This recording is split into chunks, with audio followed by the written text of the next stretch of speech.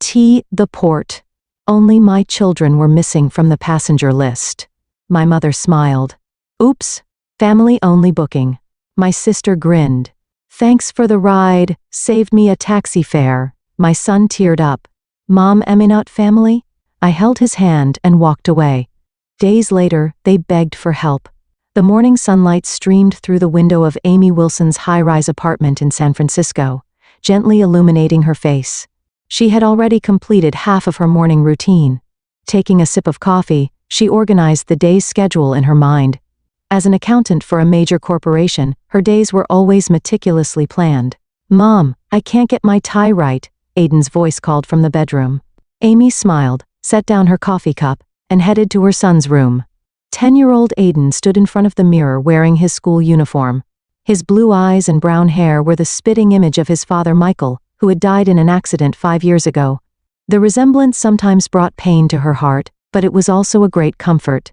Come here, Amy said gently, kneeling in front of Aiden and taking his tie. Watch carefully. It's important to learn how to do this. While her nimble fingers tied the tie, Aiden watched with a serious expression. He was quick to understand things and always curious. He seemed to have inherited Michael's intelligence and her practical nature. Grandma said she'd call today, Aiden said. She mentioned something special. Amy paused for a moment. The word special from her mother, Carol, often had hidden intentions. Since her husband's death, Carol had been obsessed with maintaining her position in society. Her showy and domineering personality always pushed Amy to blend more with high society. I see, something like that, Amy replied lightly, finishing the tie. There, perfect. Breakfast is ready. Let's eat quickly. On her way back to the kitchen, her smartphone rang. Her sister Vanessa's name appeared on the screen. Amy answered with a sigh. Amy, did you hear from Mom? Amazing news. Vanessa's voice was high with excitement. Vanessa had jumped from job to job and currently worked at a high-end boutique, but spent most of her salary on designer items and social events. Her spending habits were a source of tension within the family. But Amy loved her sister and tried to support her as much as possible. I haven't heard yet. Mom said she'd call today. Oh, you're always behind. Mom has booked a Caribbean cruise. For all of us. Amy raised her eyebrows in surprise. A cruise? How? Her mother pretended to live a wealthy lifestyle, but in reality, she lived on the pension left by Amy's late father and monthly support from her ex-husband Bill. A cruise should have been far beyond her budget. You know Mom's friend Judith who works at the travel agency? She got us a special discount. It's a family discount, so you and Aiden have to come with us. Amy leaned against the kitchen counter. Adjusting her work schedule and taking Aiden out of school wouldn't be easy. But after Michael's death, her mother and sister had at least on the surface supported her. She felt indebted to them. When is it? Next week. Sorry for the short notice, but we can't miss this opportunity, right? Amy thought deeply. Recently, she had begun repairing her relationship with Michael's parents, Robert and Martha Wilson. After Michael's death, she had temporarily distanced herself due to grief and loss, but she now wanted to nurture the bond with the grandparents for Aiden's sake. I'll think about it. I'll decide after I talk to Mom about the details. You're always like that. Sometimes things don't have to go according to plan, Vanessa complained. After hanging up, Amy shook her head. Her sister was always impulsive, with no planning skills. In contrast, Amy was cautious, always thinking carefully, especially about matters concerning her son's future. Aiden came into the kitchen and grabbed a cereal bowl. Mom, was that Grandma calling? No. That was your aunt. Grandma and them are planning a cruise. Wow! Aiden jumped up excitedly. Are we going too? Amy smiled at her son's joy-filled face. He rarely took vacations. After Michael's death, she had immersed herself in work, making financial security her top priority. Aiden might have paid the price for that. Maybe. But I can't promise. I need to check my work schedule first. But in her heart, her decision was already forming. Family time was precious. Carol and Vanessa were her family at least. That's what she believed. Amy gazed out the window. She could see the bay stretching beyond the skyscrapers. Somewhere her intuition was sending a small warning, but she ignored it. Instead, she thought about her son's smile and the memories a family trip might create. I'm so glad you could come, Amy. Carol placed her hand on her daughter's shoulder. San Francisco's port basked in the morning sunlight, bustling with activity. The luxury liner Ocean Princess was docked at the pier, its massive white hull gleaming against the blue sky. Amy nodded with a smile. I'm surprised you planned such a wonderful trip, Mom. Life needs some enjoyment, Carol said. She wore designer sunglasses and a flashy hat, drawing attention from other passengers. Especially for someone like you who's always working. Vanessa, wearing a flashy summer dress, was taking selfies repeatedly. I can get the perfect Instagram post with this background, she exclaimed excitedly. I heard there are celebrities on board. Aiden looked up at the ship, his eyes shining. It's so big. Is there a pool inside? Of course, young man, Carol answered indifferently. Her eyes were already scanning the other passengers on the pier, particularly the male passengers. Amy put her arm around Aiden's shoulders and explained, there's a pool, a movie theater, and activity rooms for children. Taking time off and allowing Aiden to miss school hadn't been easy, but Amy was satisfied with her decision. Seeing Aiden's excited expression made it all worthwhile. Time for boarding procedures, Carol said. She was whispering with Vanessa, and both seemed satisfied about something, smiling. Amy felt a bit nervous. Do we have everything? Passports? Vanessa rolled her eyes. You don't always have to worry so much. Just enjoy yourself. At the boarding counter, uniformed staff greeted them with smiles. Good morning. May I have your reservation number, please? Carol confidently presented the reservation confirmation. The Wilson party. While the staff verified the information, Amy looked around. There were many other families, with children jumping around excitedly. Aiden quietly held her hand, his chest swelling with anticipation. The staff member confirmed their names while handing out boarding cards. Then, he showed a slightly confused expression. It seems I can't find a reservation for Aiden Wilson. Amy's heart skipped a beat. My son's name isn't listed. The staff member checked the computer again. I'm sorry, but the reservation for this party is for 3 people. Amy looked at Carol in confusion. There must be some mistake, right? Carol hesitated momentarily, but quickly covered it with a smile. Oh, sorry. This is a family-only reservation. What are you saying? Amy's voice had anger mixed in. Aiden is my family. Technically, Carol seemed to be choosing her words carefully. This promotion is for adults. Children require an additional fee. Vanessa patted Amy's shoulder. Thanks for bringing us. Saved us taxi fare. Amy froze. The meaning of her sister's words hit her. She looked at both their faces alternately. Carol seemed a bit uncomfortable, but Vanessa was almost proud. You never intended for us to board from the beginning? Amy's voice trembled. Carol lowered her voice. You can board. This cruise is a great opportunity to meet people. You should enjoy it. It's time to start a new life after being a single mother for 5 years. Aiden pulled Amy's hand. In a small voice he asked, Mom, am I not family? His blue eyes shimmered with tears. Amy looked at her son, her heart aching at his hurt expression. Then she looked up at her mother and sister. For the first time she felt like she was seeing their true selves. She was at a loss for words. Feelings of anger and betrayal overwhelmed her. Carol checked her watch irritably. Well, make up your mind. Boarding time is approaching. Aiden can wait at the Port Cafe. He just needs to find his way back home. Or we could send him back to your place, Vanessa suggested.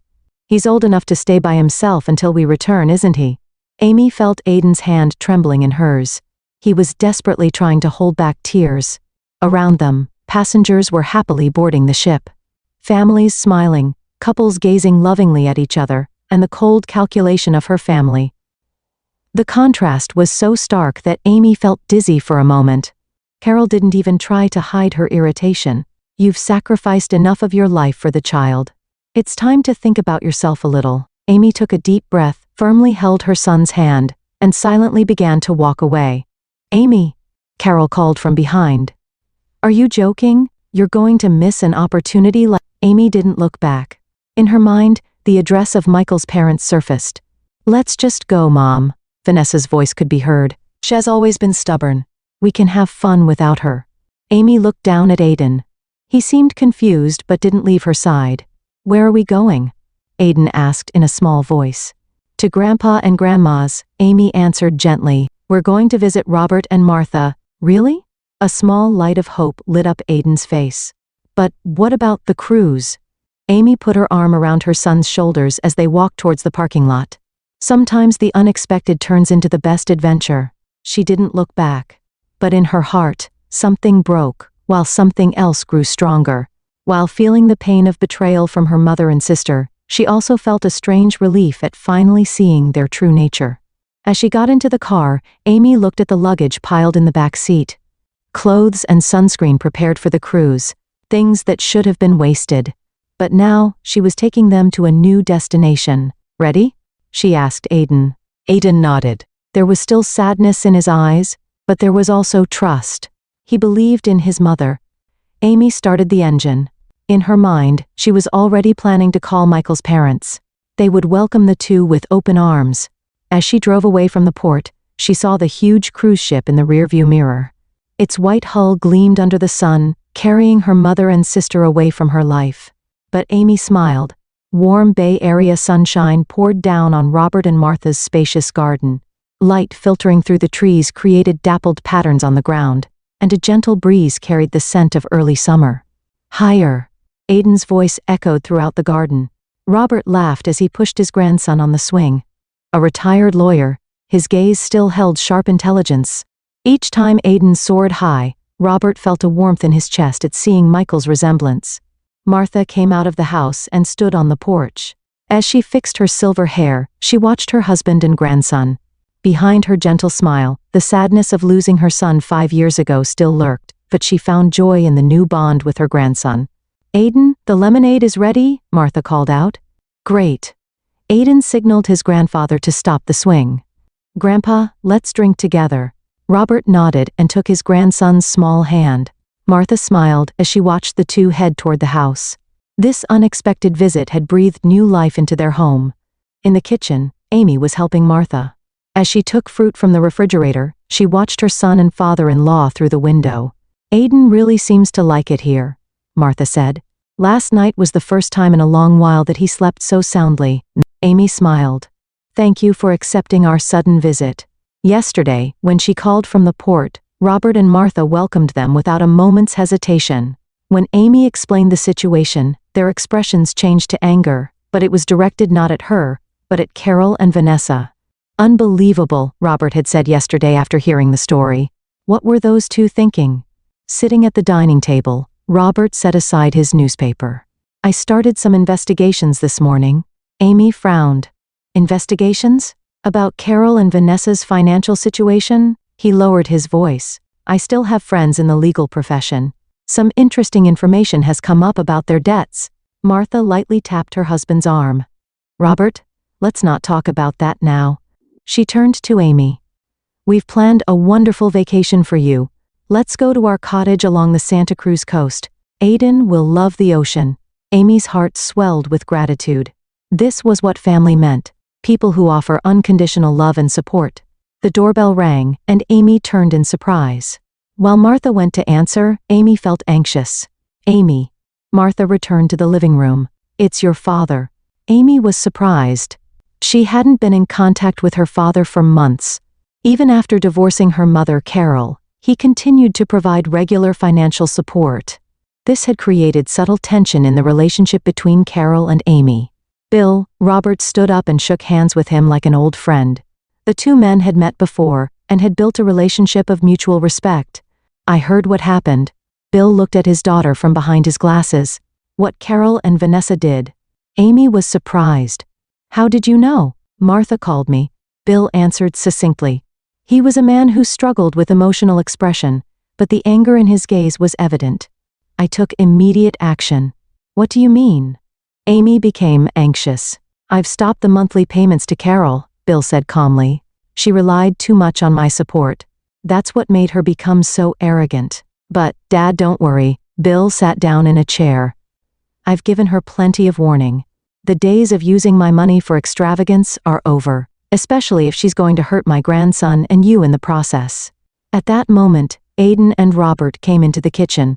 Aiden, holding lemonade, seemed to be having some secret conversation with his grandfather.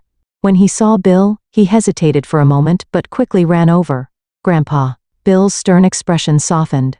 He hugged his grandson, seeing Michael in the boy's figure. "You've grown." Amy felt a warmth in her chest as she watched her father and son. Around her was family in the truest sense. She was deeply grateful that she had secured Aiden's education fund with Michael's insurance money. The fact that her mother and sister might have been targeting it was painful, but she had protected her son's future. That afternoon, the adults gathered on the porch, watching Aiden play in the garden. "I wonder how the cruise is going," Amy thought aloud. "Probably not as they dreamed," Robert laughed. "From my research, I hear this cruise has special events for single seniors. Carol is definitely on the hunt, it seems." Martha sighed lightly. "They'll face the consequences of their actions." Those words became prophetic. A few days later, Amy's smartphone began receiving consecutive calls from an unknown number. She continued to ignore them, but eventually, a text message arrived. "Please, I'm in terrible trouble. Help me."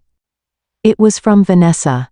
Amy, who had been spending peaceful time at the Santa Cruz cottage, thought about her mother and sister for the first time when she read the message.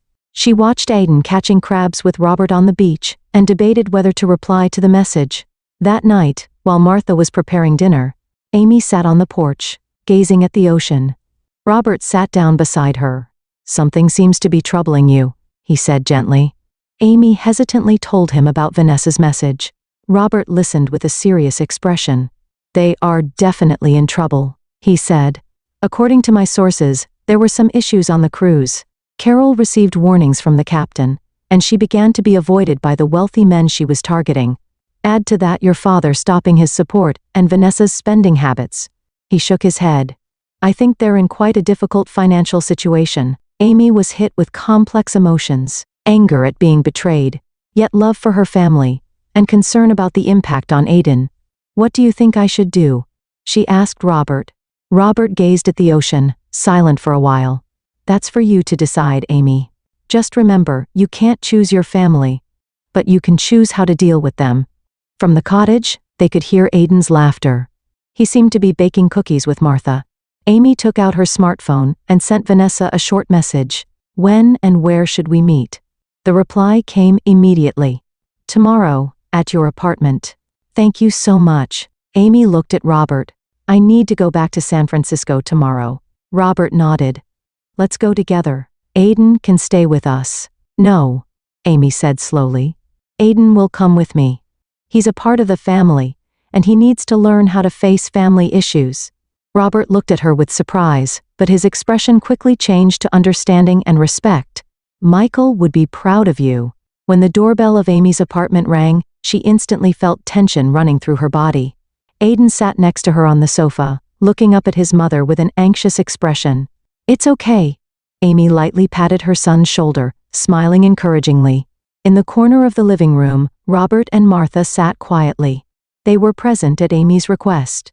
Opening the door, she found Carol and Vanessa looking haggard. Both were without their usual flashy clothes or accessories, and their tired faces had no makeup. "Amy?" Carol's voice trembled. Her eyes were moist with tears. "Thank you for seeing us." Amy said nothing and invited them in. When they entered the living room and noticed Robert and Martha's presence, they momentarily faltered. "Sit down," Amy said calmly. Carol and Vanessa sat on the sofa. When Vanessa's gaze turned to Aiden, a color of regret appeared on her face. Aiden averted his eyes from her and unconsciously held Amy's hand. "First, I want to say," Carol said, wiping away tears, "I'm truly sorry. What we did is unforgivable." Vanessa nodded too. "We only thought about ourselves. Especially me." She choked on her words. Amy observed the two calmly. Their regret seemed genuine, but it was difficult to judge whether it was due to their desperate situation or true reflection. "What situation are you in now?" Amy asked. "I can't pay the rent," Carol admitted frankly. "With Bill's support gone, my savings are almost depleted. After the incidents on the cruise, my reputation has been damaged." "I heard you caused a commotion with the captain," Amy said. Carol lowered her eyes in embarrassment. "I was a bit too aggressive. Towards a certain gentleman. Mom drank too much and made a scene in the ship's VIP lounge." Vanessa added information. "After that, we were avoided by other passengers." And you? Amy turned to Vanessa. Vanessa said, choosing her words. I exceeded my credit card limit. I was fired from the store, and I'm behind on rent. Amy took a deep breath and chose her words. What do you want? A temporary place to stay and a little help, Carol said carefully. Just until we get back on our feet. A heavy silence flowed through the room. Robert cleared his throat, asking permission to speak. From a legal perspective, he began quietly. Carol and Vanessa's actions might have elements of fraud. If they intentionally brought Amy and Aiden to the port with no intention of letting them board, Martha joined in. And from a psychological standpoint, the emotional damage caused to Aiden in particular is immeasurable. Carol and Vanessa were at a loss for words, staring only at the floor. Then, an unexpected voice spoke. I want to forgive Grandma and Aunt. Everyone looked at Aiden. The 10-year-old boy stood up quietly, taking a deep breath as if to gather courage. Everyone makes mistakes, he continued. When I lost Dad, I hurt my friends out of anger, but my teacher forgave me. But the teacher said that forgiving doesn't mean forgetting. The room fell completely silent. Amy looked at her son with a mixture of surprise and pride. Carol reached out toward her grandson but stopped midway. I haven't been the kind of grandmother deserving of your kindness. Amy stared at Aiden, then looked at her mother and sister. Complex emotions intertwined in her heart. Anger, the pain of betrayal, but simultaneously, the beauty of the mercy Aiden had shown. I can't give an answer right away, Amy finally said. But Aiden's words carry weight. Complete forgiveness is still difficult, but I'll consider conditional assistance. Robert and Martha exchanged surprised looks but quickly showed understanding. Together, they had walked the difficult path of forgiving the person responsible for the accident that took Michael's life. They knew firsthand that forgiveness brings healing. I'll give you a 1-year grace period, Amy continued. During that time, I want to see sincere efforts towards independence and relationship repair. Hope returned to Carol and Vanessa's faces. What are the conditions? Vanessa timidly asked. First, both of you will receive vocational counseling, Amy stated clearly. And create a debt repayment plan. I will provide financial assistance, but it's not unlimited. And most importantly, she looked toward Aiden, becoming a real family for him. That's not a right but something earned through effort. Carol nodded. In her eyes now, true regret and determination were visible. I promise, Vanessa also agreed. Thank you for the chance. I won't betray you. Amy didn't fully believe yet, but she chose to have hope. Family bonds can be reconnected, even if broken, sometimes coming back stronger. Aiden stood up from the sofa and quietly approached Carol and Vanessa. Can we all have dinner together? He asked. Mom's lasagna is really delicious. Amy smiled as she felt the tension in the room gradually dissolving. She knew this wasn't complete reconciliation, that it would take time to regain trust. But today was a step toward a new beginning. 6 months later, San Francisco's autumn sunlight was painting the city gold. Looking out the office window, Amy reflected on the changes over the past half-year. The phone rang, pulling her back from her thoughts.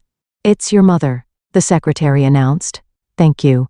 Put her through, Amy said, taking a deep breath. Amy? Carol's voice had shed its former arrogance. Can I attend Aiden's baseball game this afternoon? Of course, Mom, Amy smiled. I'll finish work early.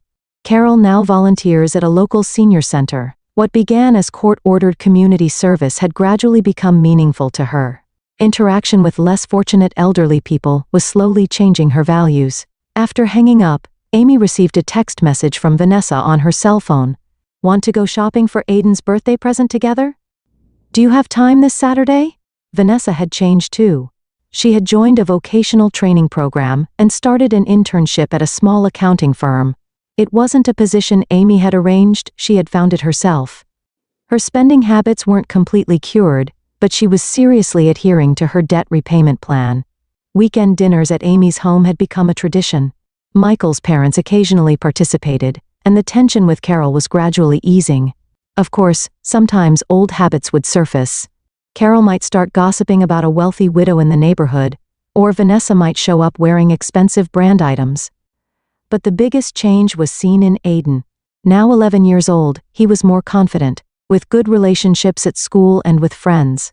Having overcome the family crisis, he had developed strength and compassion. That evening, after Aiden's baseball game, they held a small picnic in the park.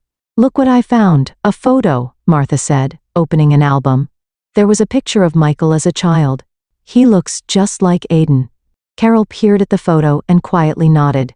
"He really does." She gazed at her grandson, seeing the late son-in-law's likeness in his face. "I may have been avoiding seeing it all this time." Robert sat down beside her, beer in hand. "People can change. Rather, people are constantly changing." "Yes," Carol quietly agreed. "In my case, the change for the better came too late, but it's never too late." Amy joined in.